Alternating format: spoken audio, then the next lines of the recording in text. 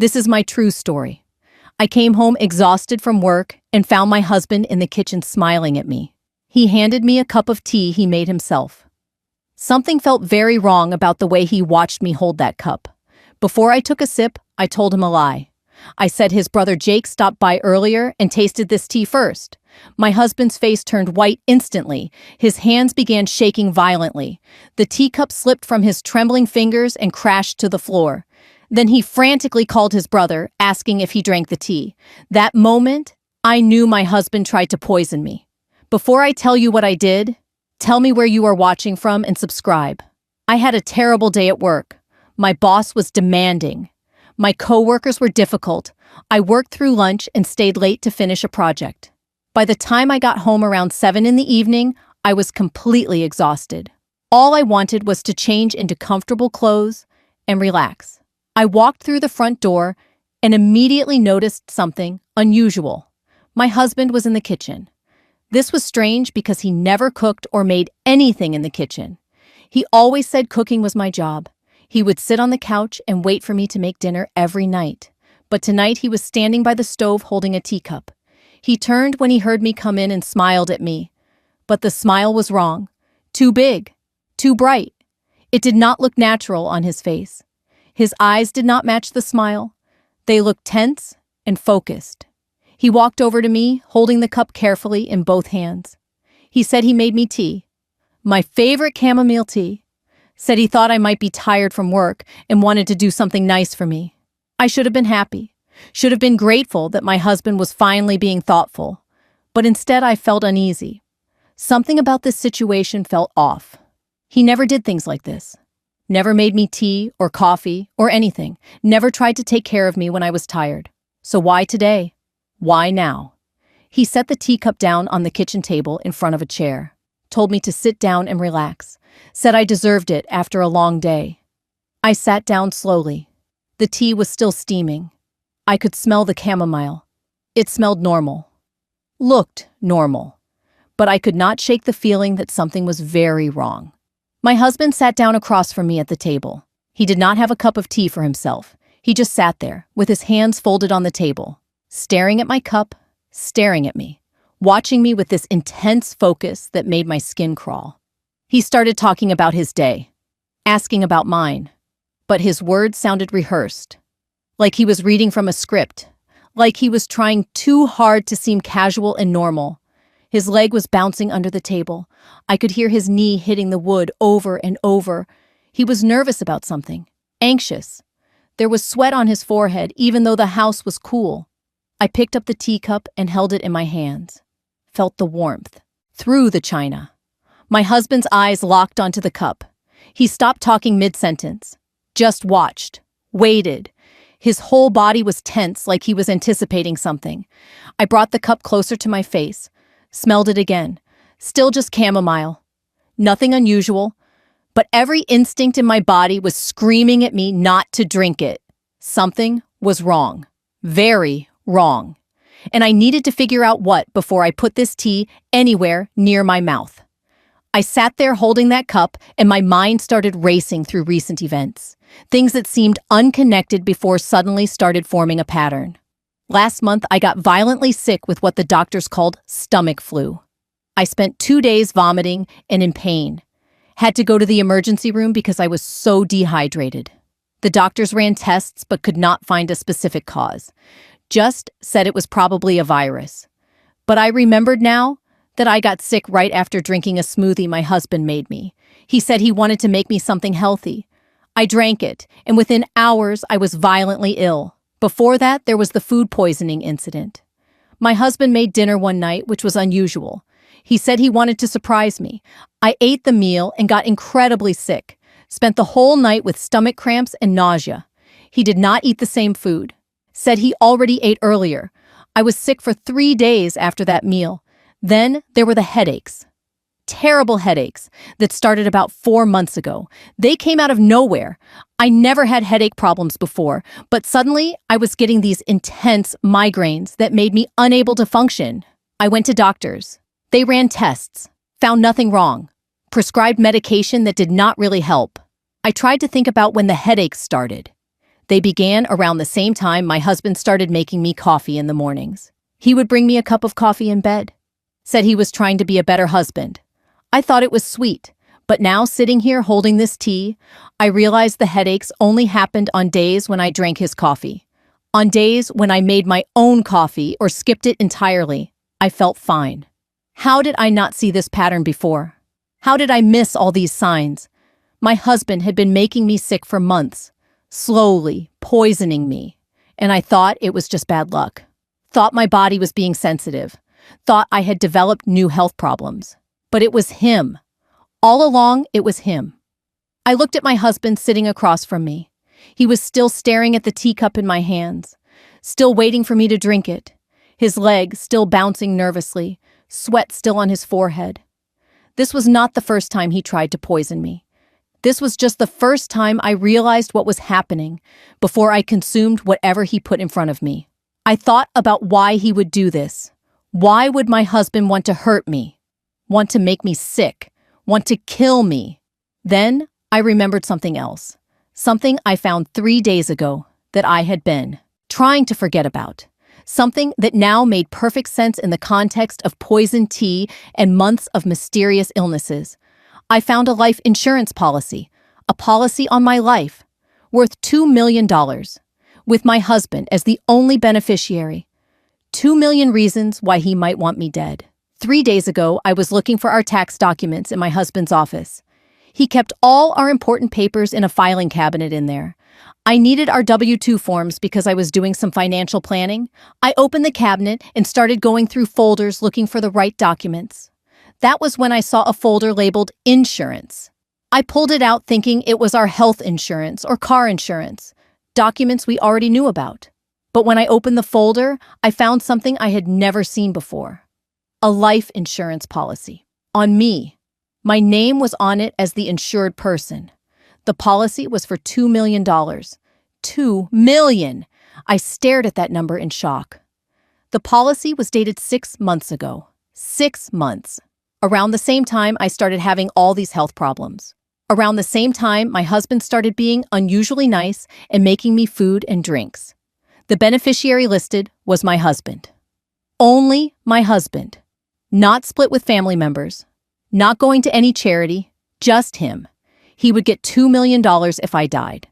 I felt sick reading that policy. We never discussed life insurance. Never talked about getting a policy on me. I had no idea this existed. That night when my husband came home, I asked him about it. Tried to sound casual.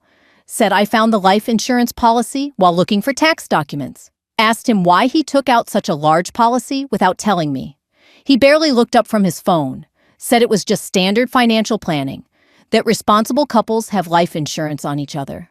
That $2 million was a normal amount for someone my age and income level. Said he meant to tell me, but forgot. His explanation sounded reasonable at the time. I wanted to believe him. Wanted to think he was just being responsible and planning for our future. But something about it bothered me. $2 million seemed like a lot. Way more than we would need to cover funeral costs and debts if something happened to me. And why did he not tell me before taking it out? Why hide it in his filing cabinet? Why not discuss it with me first? I pushed those concerns aside. Told myself I was being paranoid, that my husband was just trying to be smart about finances. But now, sitting here holding this cup of tea, those concerns came rushing back. $2 million. That was a motive. A reason to want me dead. Life insurance pays out for accidents, for illnesses, for unexpected deaths. If I died from what looked like natural causes, my husband would get $2 million, tax-free. And based on the past few months of mysterious illnesses, he had been setting up a pattern, making it look like I had health problems, making it seem like I was sick all the time, so that when I finally died, nobody would be surprised. They would just think my health finally gave out. Poor woman with all those medical issues. At least her husband will be financially secure. Nobody would question it. Nobody would investigate. He would get away with murder and get paid for it. That afternoon, before I got home from work, something else happened that I did not fully understand at the time. My husband's younger brother Jake stopped by the house. He needed to borrow some tools from our garage for a project he was working on. I got home early that day around 4 because I left work to run some errands. Jake was in the garage looking through the toolbox when I pulled into the driveway. We chatted while he searched for what he needed. I liked Jake. He was a good guy. Honest and straightforward. Not like my husband who always seemed to have hidden motives. Jake asked how I was doing. I said I was okay, but had not been feeling well lately. Said I kept getting sick with different things. Stomach problems, headaches, just feeling run down and exhausted all the time. Jake stopped looking through the tools. He looked at me with this strange expression, concerned but also hesitant, like he wanted to say something, but was not sure if he should. Then he said something that seemed odd at the time. He said I should be careful what I drink around here. The way he said it was serious, not joking, not casual, but serious and intense. I laughed it off, asked what he meant. He just shook his head and said nothing. Said he had to go. He grabbed the tools he needed and left quickly, almost like he was running away, like he said too much and needed to get out before he said more. I stood in the garage confused about what just happened. Why would Jake tell me to be careful what I drink? What did that mean? I thought maybe he was making a weird joke that I did not understand, or maybe he was concerned about the water quality in our area. I did not think much more about it. Just filed it away as a strange comment and went inside. But now, sitting at this table, holding this cup of tea, Jake's warning made perfect sense. Be careful what I drink. He knew. Somehow Jake knew what his brother was doing. Maybe he saw something. Maybe my husband told him something. Maybe he found something on my husband's computer or phone. Whatever it was, Jake knew my husband was poisoning me, and he tried to warn me without directly accusing his own brother. He tried to protect me while also protecting himself from getting involved in something dangerous. That warning probably saved my life, because if Jake had not said that, I might have just drunk this tea without thinking twice. Might have trusted my husband when he smiled and said he made it special for me. Might have consumed whatever poison he put in that cup. But Jake's warning stuck in my mind. Made me suspicious. Made me question why my husband was suddenly being so nice. Made me hesitate before drinking. And that hesitation gave me time to think. Time to remember the pattern of illnesses. Time to connect the dots. Time to realize I was in danger. I sat there, holding the teacup, and made a split-second decision. I needed to test my theory. Needed to know if my husband really poisoned this tea. If he really was trying to kill me. So I decided to tell a lie. A lie that would reveal the truth. I picked up the cup and brought it close to my lips. My husband leaned forward in his chair. His eyes were locked on the cup, on my mouth, waiting, anticipating. I could see his hands gripping the edge of the table. His knuckles were white from how hard he was holding on. Then I set the cup back down without drinking. My husband's face fell slightly. Disappointed, I looked at him and said casually, like I was talking about the weather, that his brother Jake stopped by earlier. My husband's expression changed. He looked confused. Asked when Jake was here. I said this afternoon. Said Jake needed to borrow some tools. Then I said the lie that would change everything. I said Jake tasted this tea first. Said he thought it looked good, so I let him try it. Said he told me it was delicious. I watched my husband's face as I spoke those words. Watched the color drain from his skin. He went from normal to pale white in seconds. His mouth opened, but no sound came out at first. Then he whispered what? His voice was barely audible. Strangled. Terrified. I repeated myself. Said Jake drank some of this tea before I got home. Asked if that was okay. My husband stood up so fast his chair fell backward and crashed onto the floor. His whole body was shaking. His hands were trembling uncontrollably. He asked when. How much did Jake drink? Was it a lot or just a sip? His voice was getting louder, more panicked. I said I did not know exactly. That Jake took a few sips while we were talking. My husband started pacing, running his hands through his hair, saying, "Oh my God," over and over. He pulled out his phone with shaking hands, tried to unlock it, but his fingers were trembling so badly he could not enter the password. It took him 3 tries. He finally got it unlocked and immediately called Jake. Put the phone on speaker. I could hear it ringing. Once, twice, 3 times. Jake answered, sounding confused. Asked what was wrong. Why was my husband calling? My husband was almost hyperventilating. He asked Jake if he drank anything at our house today. Any tea, any drinks at all. Jake said no. He just grabbed tools from the garage and left. He asked why. What was going on? My husband was not listening. He kept asking, "Are you sure? Did you drink any tea? How are you feeling? Do you feel sick?" Jake's voice got serious. He asked what my husband did. My husband's hands were shaking so badly the phone slipped from his fingers. It fell onto the table, but the call was still connected. I could hear Jake on speaker asking what was happening. My husband was spiraling into full panic mode. He grabbed the phone from the table and kept asking Jake frantic questions. "Are you absolutely sure you did not drink anything? Did you touch any cups? Did you eat or drink anything in the house at all?" Jake's voice came through the speaker, getting more concerned and confused. He said no for the third time. He only went into the garage. Never came inside the house. Never touched anything. Then Jake went quiet for a moment. I could hear him processing. Then his voice came back hard and angry. He asked my husband if he actually did it. If he really poisoned me. The word poisoned hung in the air. My husband collapsed back into his chair, put his head in his hands. And that was when everything came pouring out. He started talking fast, almost rambling, said he had gambling debts. Debts I did not know about.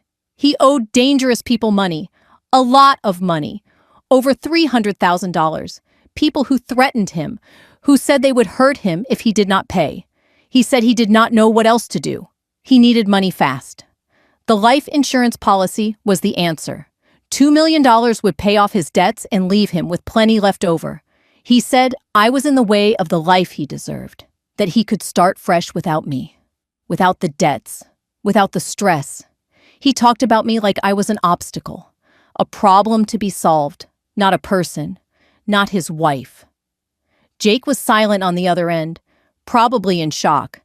My husband kept talking, said he had been researching poisons for months, found something that would mimic natural illness, something hard to detect. He had been giving me small doses, building up a pattern of sickness, making it look like I had chronic health problems. So when I finally died from a larger dose, nobody would question it. They would just think my health finally failed. The doctors would sign a death certificate saying natural causes or complications from illness. The insurance company would pay out. He would be free. He explained it all so calmly now that the panic was fading. Like he was describing a business plan, a strategy. He said tonight was supposed to be the final dose. Enough poison in the tea to kill me within hours. He would call 911, say I collapsed, say I had been sick for months and this was so sudden, play the devastated husband. Nobody would suspect. Nobody would test for poison because there was no reason to. I would just be another person who died from health complications. Another tragedy. Another grieving widower collecting insurance money. Jake finally spoke. His voice was shaking with anger and disbelief. He said he could not believe his brother would do this. Would actually try to murder his own wife for money. Said this was insane. Said he was calling the police right now. My husband's head snapped up. Panic returned to his face. He started begging Jake not to call the police. Said they could work this out. That he would get help. That he would fix this. I let my husband panic and beg his brother for about a minute. Let him spiral into full desperation mode. Watched him plead with Jake not to call the police. Watched him promise he would get help. Promise he would turn himself in.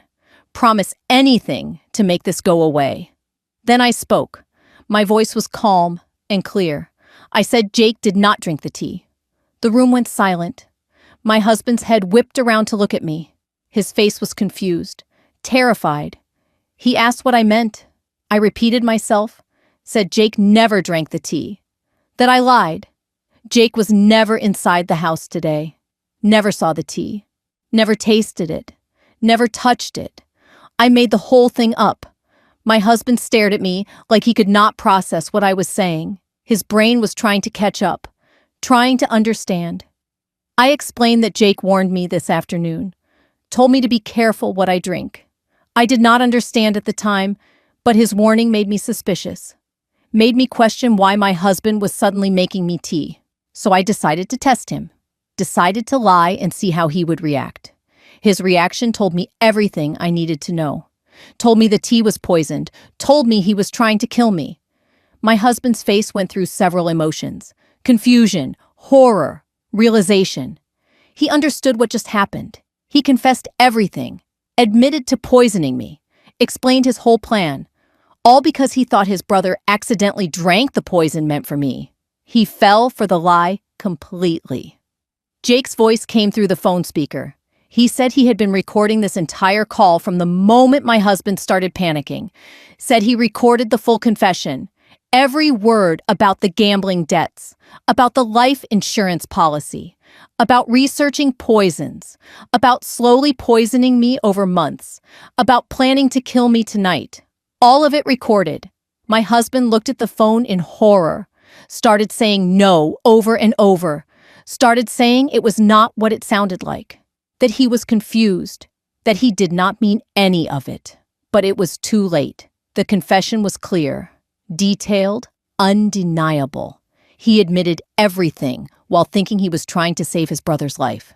Jake said he already called the police before calling my husband back, that they were on their way, that he told them everything, told them to bring an ambulance and a hazmat team, told them there was poison in the house. My husband stood up and looked at the door like he was thinking about running. But where would he go? The police were coming. His confession was recorded. The poison tea was sitting right there on the table as evidence. He had nowhere to run, nowhere to hide. I stood up too, backed away from him, back toward the door. I did not know what he would do now that he knew he was caught. Did not know if he would try to hurt me, try to destroy the evidence, try something desperate. Jake's voice kept talking through the phone, kept telling his brother to stay calm, to not do anything stupid, to just wait for the police.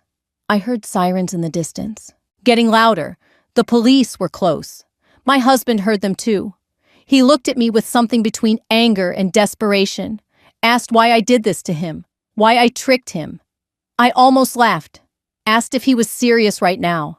He tried to kill me, tried to poison me for months, and he was asking why I tricked him into confessing. He said he would not have really gone through with it, that he was just planning, just thinking about it, but he would not have actually killed me. I pointed at the teacup still sitting on the table, asked what that was then. If he was not really going to kill me, why did he put poison in my tea tonight? Why did he panic when he thought Jake drank it? He had no answer, just stood there looking trapped. The sirens were right outside now. I saw red and blue lights flashing through the windows, car doors slamming, footsteps running up to the house. Someone pounded on the front door. Police! Open up! I walked to the door and unlocked it, opened it wide. 4 police officers rushed in with their hands on their weapons. They looked at me, asked if I was okay, if I was hurt.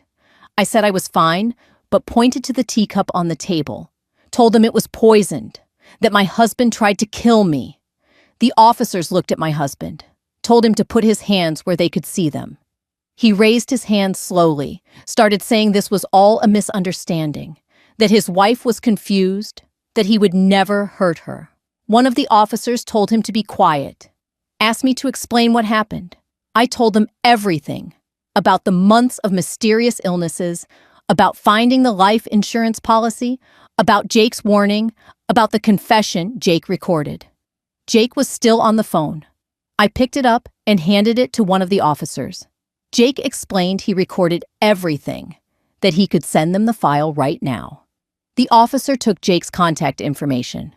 2 other officers approached my husband, told him to turn around and put his hands behind his back. He started protesting, said they could not arrest him, that he had rights, that he did not do anything. They read him his Miranda rights while putting handcuffs on him. He kept talking, kept saying this was wrong, that I set him up, that I tricked him. The officers were not interested in his excuses. They arrested him for attempted murder. A hazmat team arrived shortly after. They came into the house wearing protective gear, carefully bagged the teacup and its contents as evidence. They searched the house and found the poison in his office.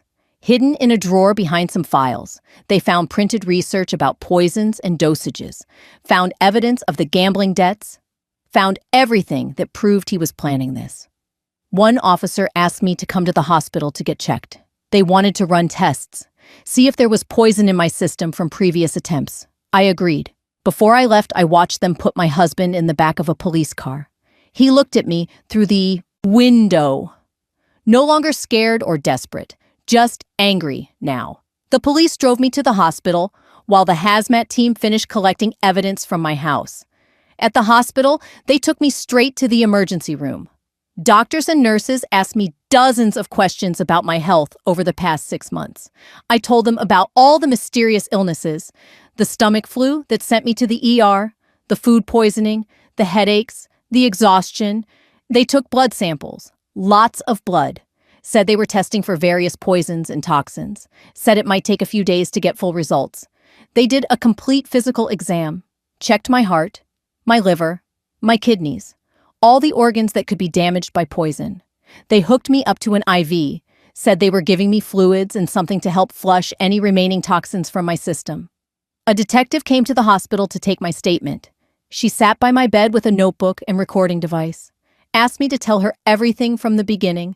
I explained about finding the life insurance policy, about Jake's warning, about the tea, about the lie I told, about my husband's confession. She listened carefully, took notes, asked clarifying questions. Then she told me some things I did not know. She said when they arrested my husband, they searched him, found more poison in his pocket, a small vial. He was carrying it with him. She said that proved premeditation, proved he was actively planning to poison me, not just thinking about it. She said they were analyzing the tea and the poison they found in his office, would compare them, would determine exactly what he used and how much. She said based on Jake's recording and the physical evidence, they had a very strong case.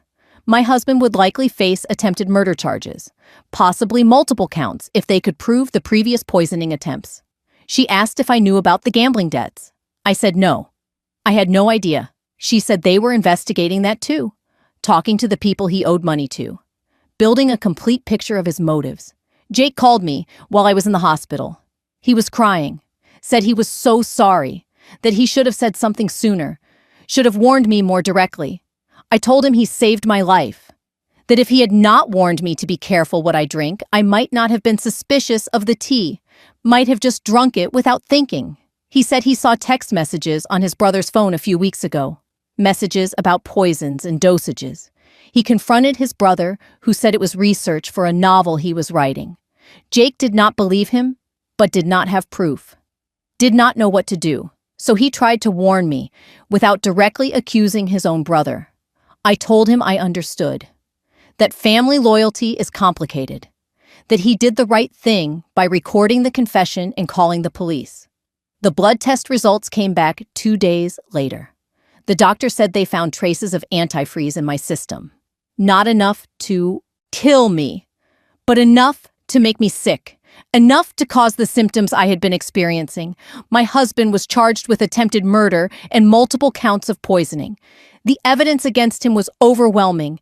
Jake's recording of his confession, the poison found in our house, the research on his computer, the life insurance policy, the traces of antifreeze in my blood. His lawyer tried to argue he was coerced into confessing, that I manipulated him by lying about Jake drinking the tea. But the prosecution argued that his panic and detailed confession proved guilt. An innocent person would not react that way, would not know specific details about poisons and dosages and planning. The trial lasted 3 weeks. I had to testify, had to sit on the stand and recount everything, had to face my husband across the courtroom while describing how he tried to kill me. He showed no emotion during my testimony, just sat there, blank-faced like I was talking about someone else. Jake testified too, explained about seeing the text messages, about warning me, about recording the confession. The jury deliberated for 6 hours, came back with a guilty verdict on all counts. The judge sentenced him to 25 years in prison, said he showed a depraved indifference to human life, said he systematically poisoned his wife over months, said he deserved no leniency. My husband's family tried to contact me during the trial. His mother called saying I ruined her son's life, that I set him up, that he made mistakes but did not deserve prison. I did not respond. I blocked their numbers. They chose to defend a man who tried to murder his wife rather than accept the truth. I filed for divorce while he was awaiting trial. It was finalized quickly since he did not contest it. I got the house, the cars, everything. The life insurance policy was voided since he took it out with intent to commit fraud and murder. I went to therapy to process everything, to deal with the trauma of knowing my husband tried to kill me, to work through the betrayal, the fear, the anger. My therapist helped me understand that none of this was my fault, that I did everything right, that I trusted my instincts and saved my own life. 1 year later, I sold the house. Too many bad memories. Started fresh in a new city, new job, new life. Jake and I stayed in touch. He apologized so many times. I told him to stop, that he was a hero, that his warning saved me, that his recording put a murderer in prison. Sometimes I think about that moment, sitting at the table, holding that cup of tea. How close I came to drinking it. How different my life would be if I had. If Jake had not warned me. If I had not been suspicious. If I had not lied about him tasting it. That lie saved my life. Revealed the truth. Got a confession that put my husband away for 25 years. I learned that sometimes trusting your instincts is the most important thing you can do. That when something feels wrong, it probably is. That you should never ignore warning signs. My husband smiled too much when he handed me that tea, and that smile told me everything I needed to know.